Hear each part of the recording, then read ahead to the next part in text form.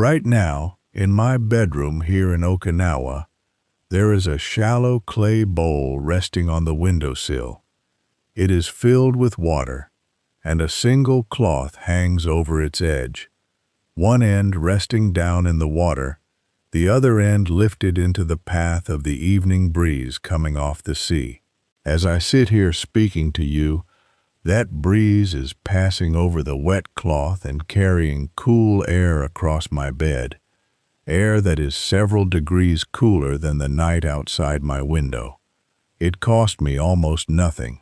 There is no machine humming in the corner, no fan I had to buy, no bill waiting for me at the end of the month. And in just a few minutes, I am going to show you exactly how it works and how you can do this very same thing tonight in your own bedroom for the price of a single cup of coffee. My name is Kenji Takara. I am 81 years old, and I have lived my whole life on the island of Okinawa in the warm south of Japan, where the summers are long and heavy and damp, far hotter and stickier than most of you would ever imagine. I have slept cool and comfortable through 81 of these summers, and for most of those years, there was no such thing as an air conditioning machine in our home.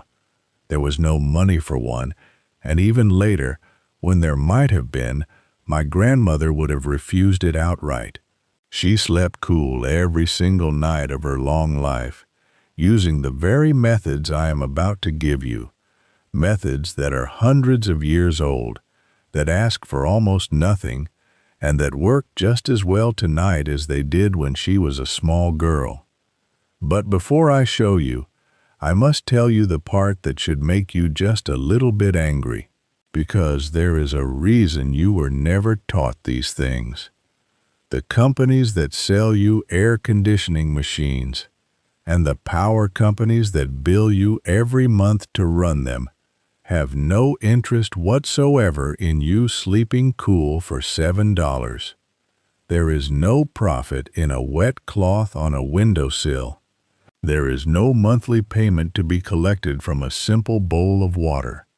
The entire summer cooling business depends upon one single belief, planted firmly in your mind from the time you were young, that the only way to be cool is to buy a machine, plug it into the wall, and pay and pay and pay all summer long, every summer, for the rest of your life.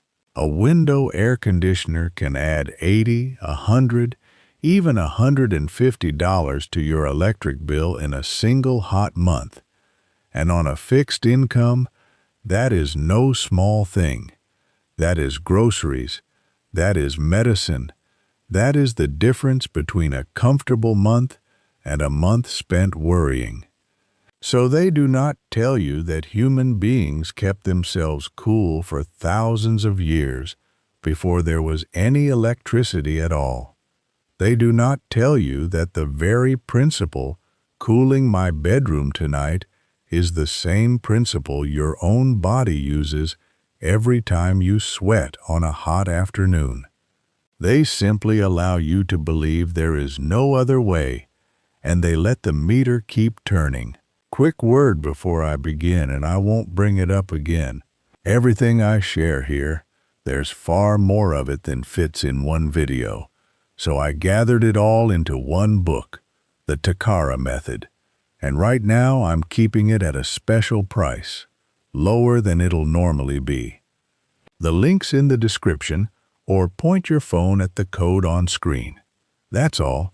Now let me show you today's. But here is where almost everyone goes wrong, and if you do not understand this one thing, nothing I show you tonight will work, and you will say the old man was mistaken. So please, listen closely now. Most people, when they are hot at night, do the exact wrong thing. They close the house up tight in the evening, the way they were always taught, trying to keep the heat out. But by the time night falls, The air trapped inside your home is hotter than the air outside it. You have not kept the heat out. You have sealed it in, and then they point a fan directly at their own body and leave it running all night long, believing the fan is making the air cooler. It is not. A fan does not cool air. A fan only moves it. Point it at your skin in a hot, sealed room. All it does is push warm air at you and quietly add to your bill by morning. The real secret, the thing my grandmother understood deep in her bones, is that you do not try to defeat the heat with a machine. You work with the night itself. You use 3 free things that are already all around you. The cool night air that always arrives after sunset, the movement of that air through your home, and the simple, ancient magic of water turning into vapor, which draws heat out of the air as it does so. Master those 3 things, and you will never again dread a hot summer night. So let us begin with the very first step, the one that costs you nothing at all, that almost everyone does completely backward, and that changes everything before you have spent a single dollar. It begins the very moment the sun goes down, the moment the sun drops below the horizon, and the outside air begins to cool, and it always does cool, even on the hottest days. The night air is always cooler than the air trapped inside your walls. You must do the exact opposite of what most people do. You open your home, but not randomly, and not every window in the same way. This is where the true skill lies, and it is the difference between a stuffy, restless night and a deep and restful one. You create what my grandmother called a breathing path through the house. First, find the side of your home where the cool evening breeze comes from. For most of you, this will be one particular side, and you will come to know it within a night or two of simply paying attention to which way the air moves when you stand at an open door. On that cool side, you open the lower windows, the ones nearer the floor, just a hand's width. Then, on the opposite side of the house, you open the upper windows as wide as they will go, the higher the better. Here is why this works, and it is the whole secret of cooling a home for free. Hot air rises. As the cool night air slips in low on one side, it pushes the hot, stale air that has gathered up near your ceiling out through the high windows on the far side. The house breathes in the cool and breathes out the heat, entirely on its own, with no machine and no cost at all. Within an hour, the temperature inside can fall several degrees, and you will have done nothing but open 2 windows in the right way. If your home has more than 1 floor, this works even better than you would expect, for heat climbs upward always. Open a window at the very top of the house, a small window on a stair landing, an upstairs bedroom window, and the hot air will pour out of it like water out of a tipped jug, while the cool air is drawn in below to replace it. The old houses of my island were built knowing this. The new houses have forgotten it. But the air has not forgotten. The air still obeys the same laws it always did, and you can put those laws to work for you tonight, at no cost. Now, the $7 trick itself, the heart of tonight's method. You will need 3 simple things, all of which you very likely already own, or can buy for a few small coins. A shallow bowl or a wide flat pan. Clay or ceramic is best because it stays cool to the touch, but any bowl in your kitchen will serve. A thin cloth, an old cotton dish towel, a piece of a worn-out bedsheet, a plain handkerchief, anything that drinks up water easily, and cool water, that is all. If you must buy anything at all, a small clay bowl from any shop is only a few dollars, and the cloth is already sitting in a drawer in your home. $7 is a generous estimate. Many of you will spend nothing whatsoever. Here is what you do. Fill the bowl with cool water and set it upon your windowsill, and specifically the window where that cool breeze enters. Take your cloth, soak it through completely in the water, wring it gently so that it is wet but not dripping, and drape it over the edge of the bowl so that one end stays down in the water and the rest of it hangs in the path of the moving air. The cloth will quietly drink the water up from the bowl all night long, staying wet by itself without any help from you, and as the breeze passes across that wet cloth, the water turns slowly into vapor, and in the very act of turning to vapor, it pulls the heat right out of the air. The air that reaches your bed is cooler and softer and gentler than the air that first came through the window.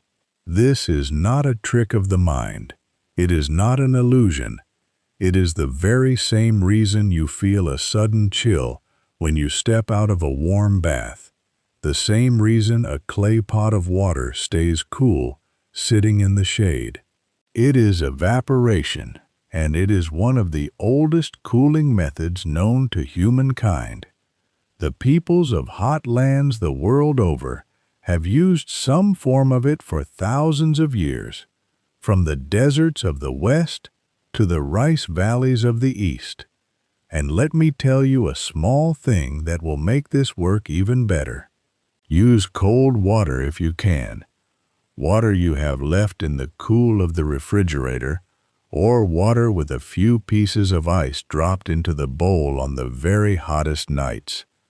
The cooler the water in the bowl, the cooler the air that leaves the cloth. A handful of ice costs you nothing, and it can carry that bowl through the hottest hours, right up until the deep cool of the early morning arrives on its own. Now let me give you the extra layers, the small things that almost everyone overlooks, the additions that turn a good night's sleep into a truly wonderful one. The first, if you own a small electric fan, do not throw it away, and do not stop using it. Simply use it correctly. The mistake, as I told you, is pointing it straight at your body in a closed-up room. Instead, place that fan behind your bowl of water, or just beside it, so that it gently pushes the air across the wet cloth and then onward toward your bed. Now the fan is no longer merely shoving warm air at you. It is driving air through your little evaporative cooler, multiplying its power many times over. A small fan uses only a tiny fraction of the electricity that an air conditioner devours.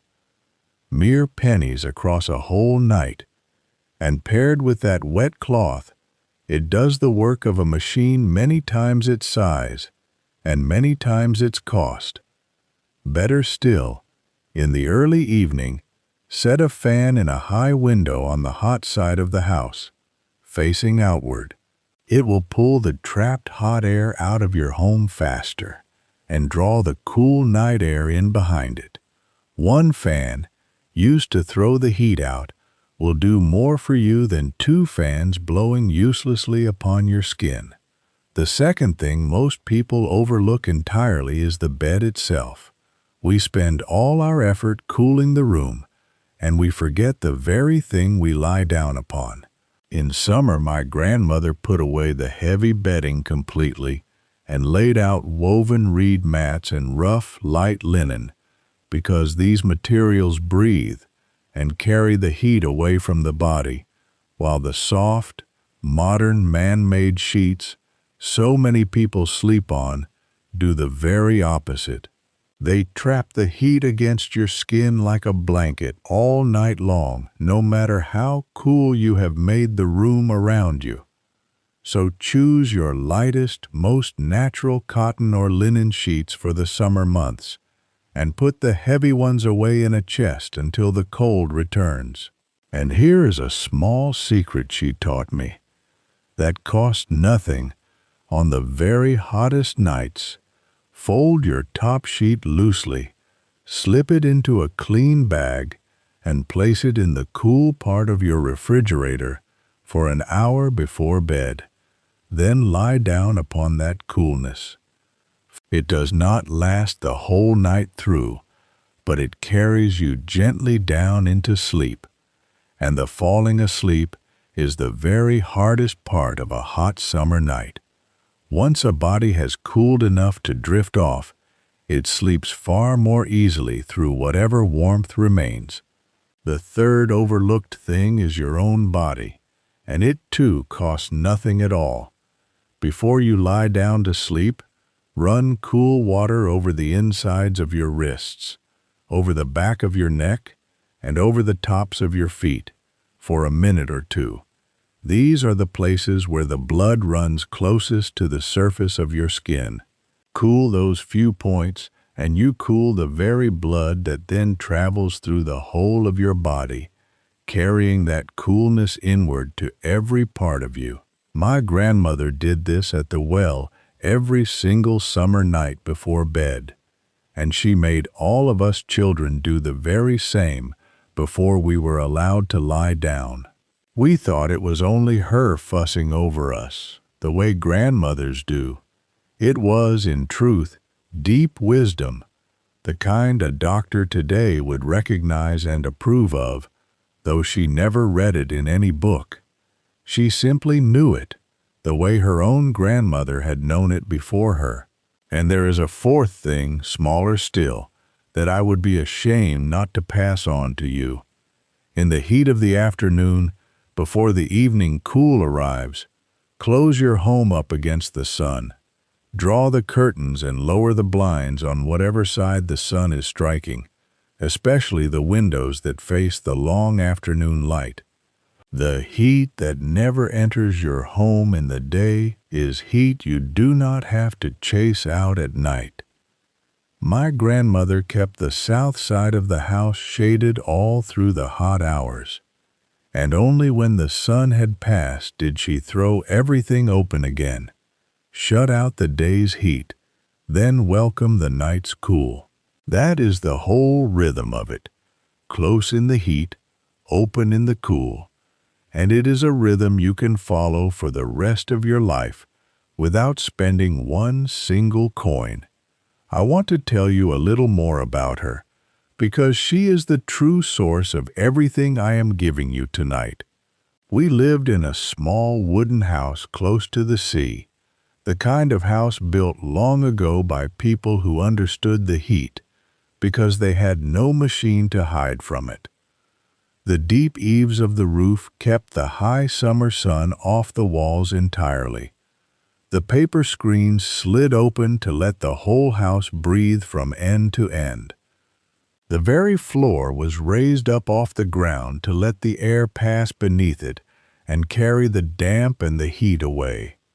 Every single part of that house had been designed by generations of patient people before us to stay cool without a single drop of electricity, because electricity was a thing they had never even dreamed of.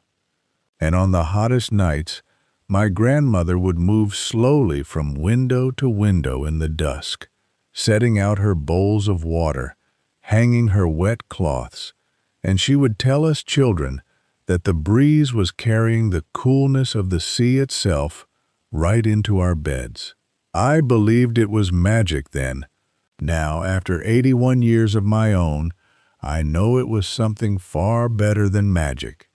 It was knowledge, patient, tested, handed-down knowledge, the kind that asks nothing of you but a little attention and gives back comfort for the whole of your life and costs you nothing but the care to remember it.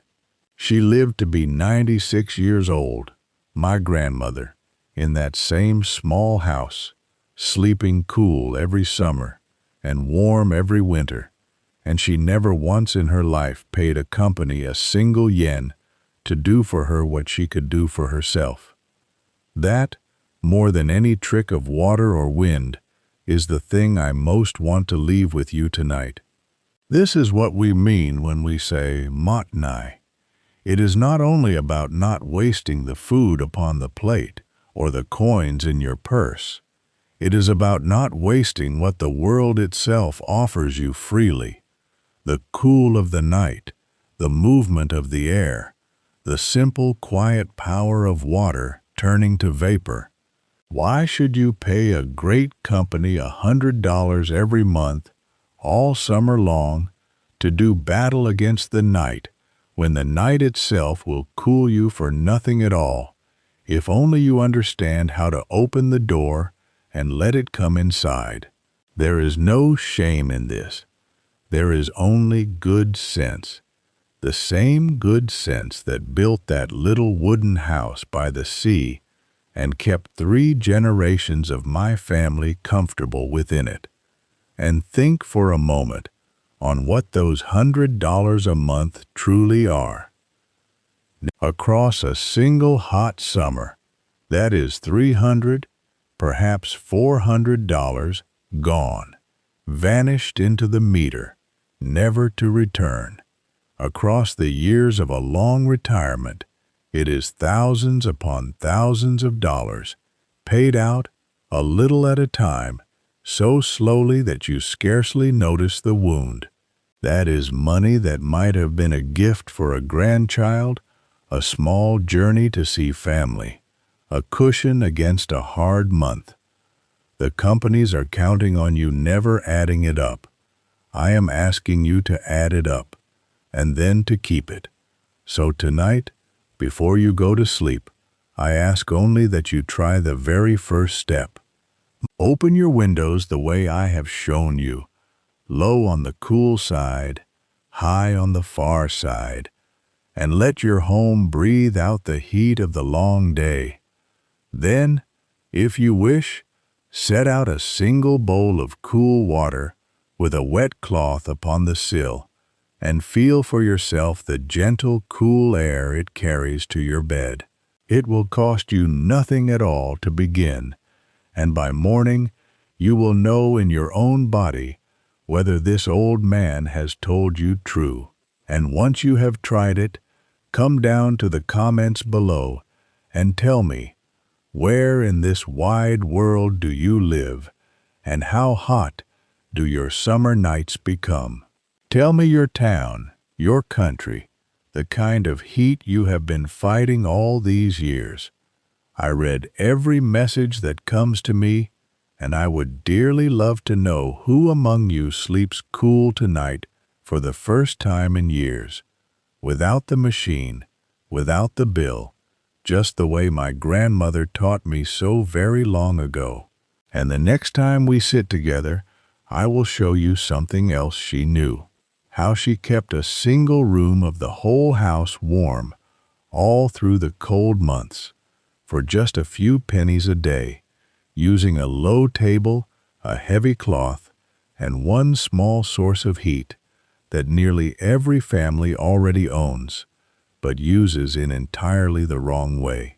It is the reason the old people of Japan gather together in one room all winter long and never once feel the cold, and it has kept families warm and close for more than 600 years. Until then, waste nothing, work with the world instead of against it, and remember always that the people who lived closest to the earth understood things that we, with all our humming machines, are only now beginning to remember once again.